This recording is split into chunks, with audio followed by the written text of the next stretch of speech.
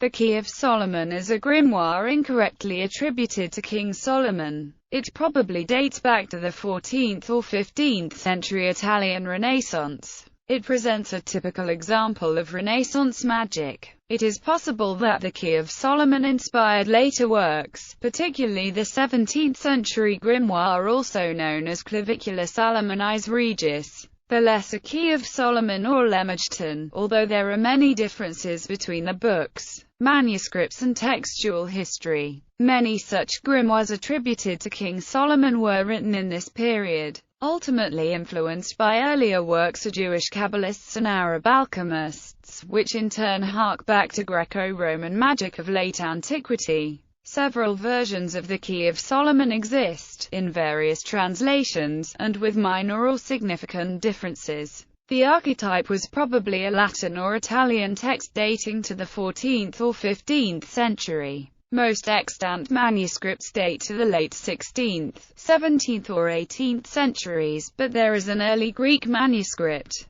dating to the 15th century closely associated with the text. The Greek manuscript is referred to as the Magical Treatise of Solomon, and was published by Armand de Latta in Anecdota Atheniensia. Its contents are very similar to the Clavicula, and it may in fact be the prototype on which the Italian or Latin text was based. An important Italian manuscript is Bodleian Library Michael MS 276. An early Latin text survives in printed form, dated to California, 1600. There is a number of later Latin manuscripts. One of the oldest extant manuscripts is a text in English translation, entitled The Clavicle of Solomon, revealed by Ptolemy the Grecian and dated to 1572. There are a number of French manuscripts, all dated to the 18th century, with the exception of one dated to 1641. A Hebrew text survives in two versions, one kept at the British Library, on a parchment manuscript, separated in BL Oriental MSS 6360 and 14759. The BL manuscript was dated to the 16th century by its first editor Greenup, but is now thought to be somewhat younger, dating to the 17th or 18th century.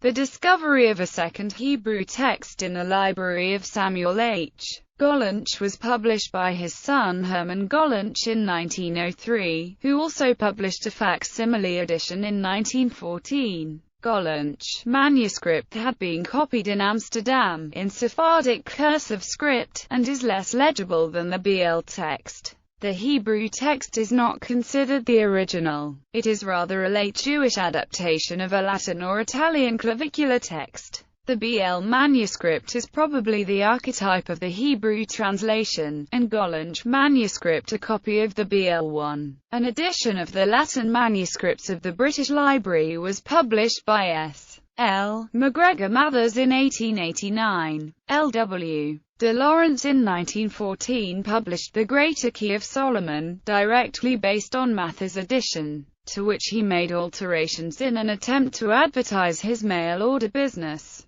Contents. Summary. The Key of Solomon is divided into two books. It describes not the appearance or work of any spirit but only the necessary drawings to prepare each experiment, or, in more modern language, magical operations. Unlike later grimoires such as the Pseudo-Monarchia Daemonim or the Lemerton, the Key of Solomon does not mention the signature of the 72 spirits constrained by King Solomon in a bronze vessel. As in most medieval grimoires, all magical operations are ostensibly performed through the power of God, to whom all the invocations are addressed. Before any of these operations are performed, the operator must confess his sins and purge himself of evil, invoking the protection of God. Elaborate preparations are necessary, and each of the numerous items used in the operator's experiments must be constructed of the appropriate materials obtained in the prescribed manner, at the appropriate astrological time, marked with a specific set of magical symbols, and blessed with its own specific words.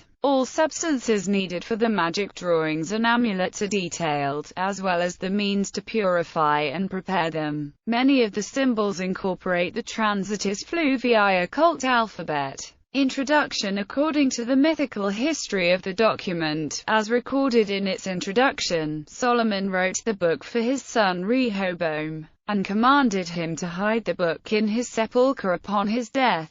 After many years the book was discovered by a group of Babylonian philosophers repairing Solomon's tomb. None could interpret the text, until one of them, Iohe Acute Grievous, suggested that they should entreat the Lord for understanding. The angel of the Lord appeared to him and extracted a promise that he would keep the text hidden from the unworthy and the wicked, after which he was able to read it plainly. Iohe Acute Grievous then placed a conjuration on the book that the unworthy, the unwise, or those who did not fear God would not attain the desired effect from any of the workings contained therein. Book 1. The Key of Solomon. Book 1 contains conjurations, invocations and curses to summon and constrain spirits of the dead and demons in order to compel them to do the operator's will. It also describes how to find stolen items, become invisible, gain favor and love, and so on. Book 2. Book 2 describes various purifications which the operator should undergo, how they should clothe themselves,